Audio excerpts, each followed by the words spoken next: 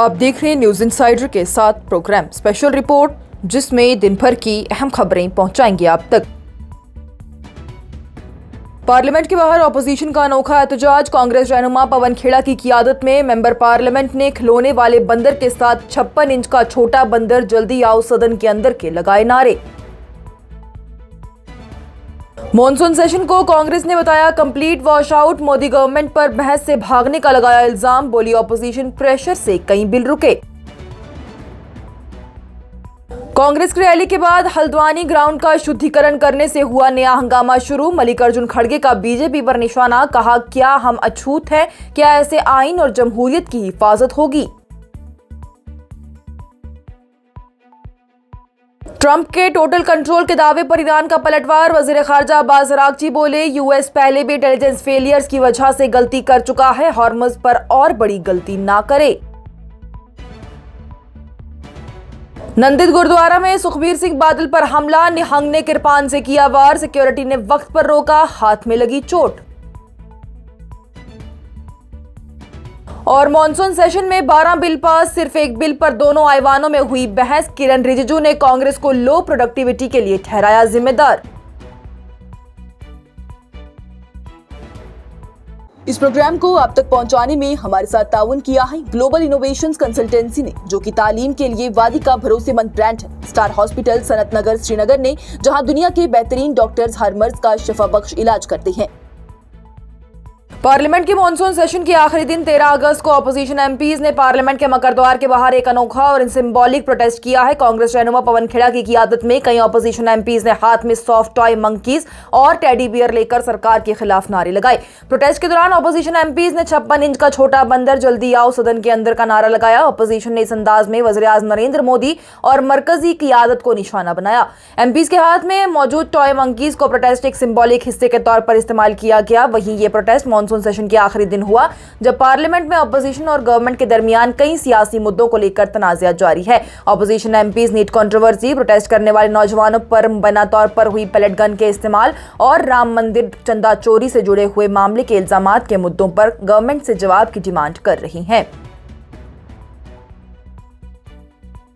कांग्रेस ने पार्लियामेंट के साल 2026 मॉनसून सेशन को पूरी तरह से वॉश आउट करार दिया है और मोदी की आदत पर अहम मुद्दों से बहस के बचने और बिल्स को बिना डिस्कशन के पास करवाने का इल्जाम लगाया। कांग्रेस का यह कहना है कि ऑपोजिशन की एकजुटता और लगातार प्रेशर की वजह से कई कंट्रोवर्शियल बिल पार्लियामेंट में पास ना हो सके। कांग्रेस के मुताबिक mines and minerals amendment bill और national cooperative development corporation amendment bill बिना प्रॉपर डिस्कशन के पास किया गया। पार्टी ने इल्जाम लगाया है कि ये बिल स्टेट के कॉन्स्टिट्यूशनल राइट्स को कमजोर करते हैं और मरकज के इख्तियारात को मजीद बढ़ाते हैं। कांग्रेस ने दोनों बिलों को स्टैंडिंग कमेटी के पास भेजने की डिमांड की थी, लेकिन उसकी डिमांड नहीं मानी गई। कांग्रेस ने Indian statistical institute amendment bill को स्टैंडिंग कमेटी के पास भेजने के गवर्नमेंट के फैसले का भी जिक्र किया और कहा कि ऑपोजिशन के प्रेशर का नतीजा है। पार्टी ने यह भी कहा कि one nation one election bill, विकसित भारत शिक्षा अधिष्ठान बिल, कॉन्स्टिट्यूशनल 130वीं अमेंडमेंट बिल और एफसीआरए बिल इस सेशन में पास ना हो सके, जो कि ऑपोजिशन की बड़ी कामयाबी है। कांग्रेस जनरल सेक्रेटरी जयराम रमेश ने मॉनसून सेशन को कंप्लीट वॉश आउट बताते हुए कहा कि यह पहली बार नहीं हुआ जब पार्लियामेंट का सेशन इस तरह से डिस्टर्ब हुआ हो। उन्होंने साल 2015 के मॉनसून सेशन का हवाला देते हुए कहा कि वो भी व्यापम स्कैम के मुद्दे पर वॉश आउट हुआ था। कांग्रेस के deputy leader in Lok Sabha Gaurav Gogoi की जानिब से वज़ीर-ए-आज़म नरेंद्र मोदी और वज़ीर दाखिला अमित शाह पर निशाना साधा गया। गोगोई की जानिब से इल्जाम लगाया गया कि जब ऑपोजिशन नीट पेपर लीक और तलबा के एहतजाज पर डिस्कशन चाहता था तो वज़ीर-ए-आज़म नरेंद्र मोदी और वज़ीर दाखिला अमित शाह हाउस में डिस्कशन के लिए मौजूद नहीं थे। कांग्रेस सदर और राज्यसभा में लीडर ऑफ अपोजिशन मल्लिकार्जुन खड़गे ने हल्द्वानी के रामलीला ग्राउंड में उनकी रैली के बाद हुए मुबैना तौर पर शुद्धिकरण को लेकर राज्यसभा में सवाल खड़ा किया। खड़गे ने कहा कि उनकी पब्लिक मीटिंग के 2 दिन बाद ही ग्राउंड में हवन किया गया और दावा किया गया कि ये जगह को पाक और या फिर शुद्ध करने के लिए किया गया है।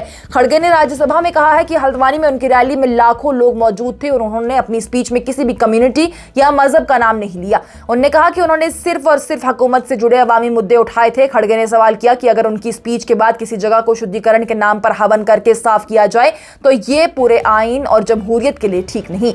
खड़गे के बयान पर राज्यसभा में लीडर ऑफ हाउस और मरकजी वजीर जेपी नड्डा की जानिब से कहा गया कि जो कुछ हुआ वो अफसोसनाक है। नड्डा ने साफ किया है कि बीजेपी ऐसी किसी भी एक्टिविटीज का समर्थन नहीं करती और पार्टी इस वाकये की जांच करेगी। उन्होंने खड़गे को भरोसा दिलाया है कि मामले की पूरी तरह से जांच की जाएगी और अगर किसी के भी सेंटिमेंट्स हर्ट हुए हैं तो पार्टी इस पर गौर करेगी। वाज़ेह रहे तो 10 अगस्त को ये कंट्रोवर्सी हल्द्वानी के रामलीला ग्राउंड में हुई हवन के बाद शुरू हुई है।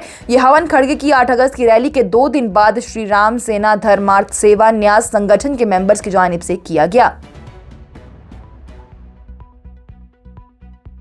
ईरान के वज़ीर ख़ारजा सैयद अब्बास अराग़ची की जानिब से अमेरिका के सदर डोनाल्ड ट्रंप के स्ट्रेट ऑफ हॉर्मज़ पर टोटल कंट्रोल के दावे को खारिज करते हुए अमेरिका को सख्त वार्निंग दी गई। अराग़ची की जानिब से कहा गया कि अमेरिका पहले भी इंटेलिजेंस फेलियर्स की वजह से बड़ी गलतफहमियां कर चुका है और अब स्ट्रेट ऑफ हॉर्मज़ के मामले में इसे बड़ी गलती हो सकती है। अराग़ची की जानिब से एक्स पर अपनी पोस्ट में कहा गया है कि अमेरिका की गलत इंटेलिजेंस की वजह से भी मिसकैलकुलेशंस हुए हैं, जिसका एक एग्जाम्पल ईरान के साथ जंग है।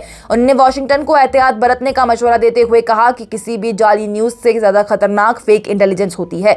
अराग़ची की जानिब से अपनी पोस्ट के आखिर में कहा गया कि अल्लाह जमीन पर किसी भी ताकत से ज्यादा बड़ी कुव्वत है।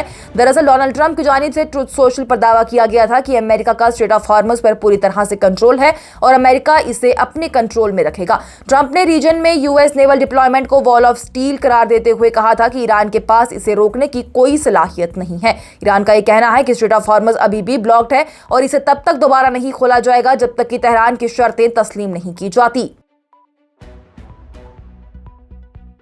शिरोमणि अकाली दल के सरबराह और पंजाब के साबका वजीर आला सुखबीर सिंह बादल पर महाराष्ट्र के नंदिद में एक गुरुद्वारे के अंदर हमला हुआ। यह वाकया जुमेरात को तकरीबन 11 बजे माता साहिब गुरुद्वारा हजूर साहिब के पास पेश आया। इब्तदाई मालूमात के मुताबिक एक निहंग ने किरपान से बादल पर हमला करने की कोशिश की, लेकिन सिक्योरिटी पर्सनल्स ने वक्त पर हमलावर को रोक लिया। पुलिस ने हमलावर को हिरासत में ले लिया है। हमले के दौरान ही बादल के हाथ पर चोट लग गई और उन्हें नंदिद के एक प्राइवेट अस्पताल में इलाज के लिए ले जाया गया। उनके हाथ पर टांके लगे हैं और डॉक्टर्स के मुताबिक उनकी हालत खतरे से बाहर है। हमले को रोकने की कोशिश में सिक्योरिटी ड्यूटी पर तैनात इंस्पेक्टर संतोष केंद्रे भी जख्मी हुए हैं। बादल की अहलिया और अकाली दल एमपी हरसिमरत कौर बादल भी उस वक्त वहां पर मौजूद थी।